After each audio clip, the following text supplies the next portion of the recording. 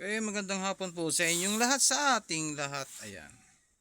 Meron po tayong gagawin dito na isang bagong-bagong tawag dito.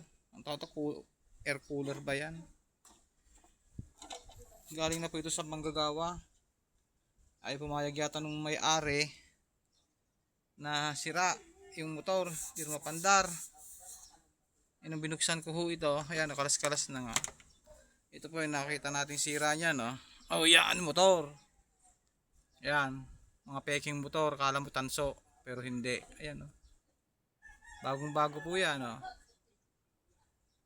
Oh, pag maliwanag po ang mata natin, makikita natin ang sira nito. Ayan, oh. Ang sira po niyan ay sunog. Ayun, oh. Ayun, guys, oh. Ayun, oh. Yun. Kita niya? Yun, sunog yan.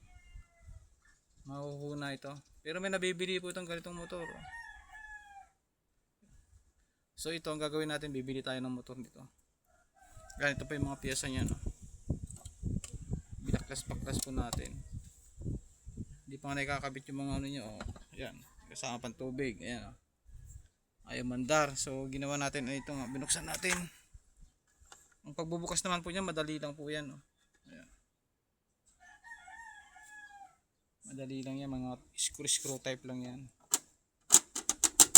Okay, yan, no? Palit motor. Palit motor.